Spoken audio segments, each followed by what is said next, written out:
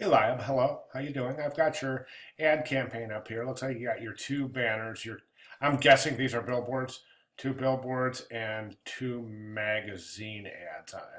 I think that's what we're looking at here. I'm pretty sure. So what I want to do is I want to take a look at the work, and there's a couple of things. I zoomed out like this because I want to show you something, and it's really something that you probably didn't see, but hopefully by zooming out like this, you're gonna see what I mean. But we take a look at each piece, and there's just this overwhelming blockiness to your campaign, and I think that overwhelming blockiness is caused by these big blue wedges that you've kind of wedged into the corners of the ad and then the corner of the billboards. And I think it's just so heavy. It really doesn't give your image a chance because visually we're just even when we try to look here, the eye is just drawn to this weight right here, and it creates a kind of a very uncomfortable visual tension.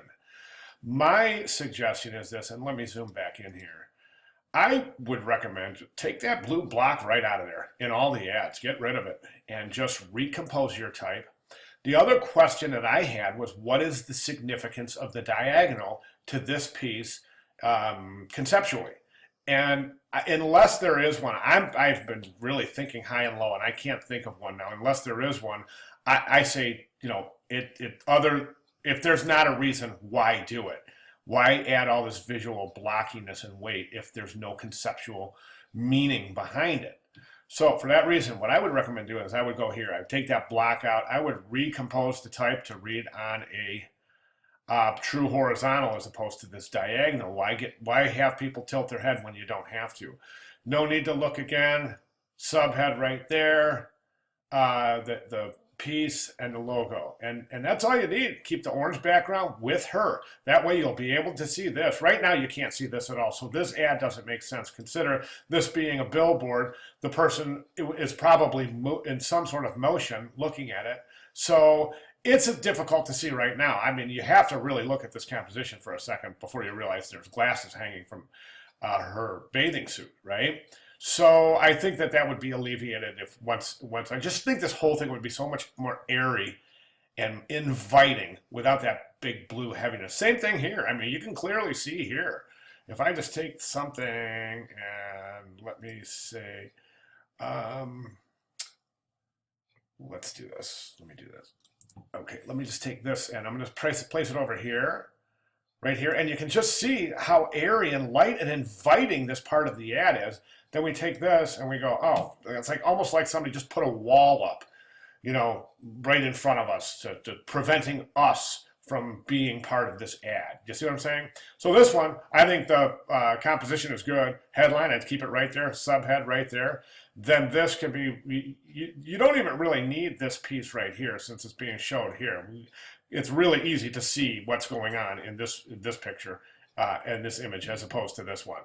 So I don't think you need that in there. I just say logo. That's it for the billboard. You don't even need any text in a billboard because, well, nobody's going to read it.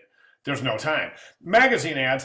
Now you do need text in a magazine ad. So what I would do is, let's use this one as an example. But this one, I would get rid of those blue blocks. Logo, lower right-hand corner. No need to look again. Headline. And then maybe your subhead, then a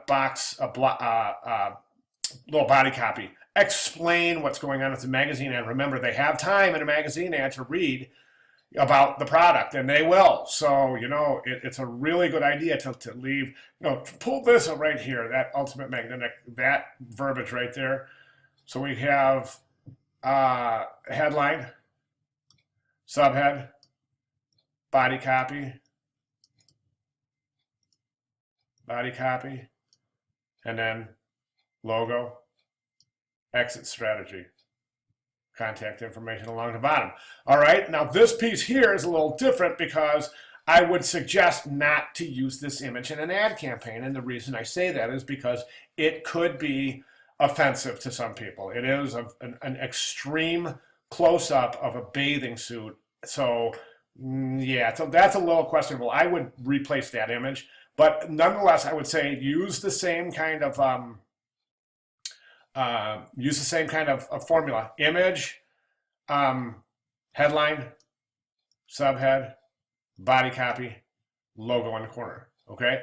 Now listen, I don't censor, and I'm not telling you have to change this. I'm saying that once this piece ends up in your portfolio, you definitely want to keep things in mind about what might be, and what if you have a completely super conservative interviewer. Something like this could potentially be offensive. Okay, I'm not saying you have to change it. I'm just saying think about it. Okay. All right, and then finally we have the banners. Now the banners, I think, do you know how to animate type? I'm suggesting to all the students in the class that if you're going to submit a banner, it's got an electronic portfolio, so let's animate the type. It'll just show another layer of your skill set to the portfolio reviewer or the hiring, the potential employer, as it were. So just fade that in and leave it, and you're good to go. Trouble finding your glasses, reader rest. You don't need this here because it's not explaining anything as it floats in space here. So I would remove that. And don't forget, web banner, the only thing, your job with web banner is to get them to click. That's it. So you don't have to really even describe, just grab their attention and click. This is good. I think this ad is good. Again, look how much more easy this thing is going to breathe when you get rid of that big blue block right there. Maybe move her over, little logo in the corner, type right there. For a banner, it'll be beautiful. All right, those would be my recommendations. If you have any questions or comments, please feel free to give me a holler. All right, thank you.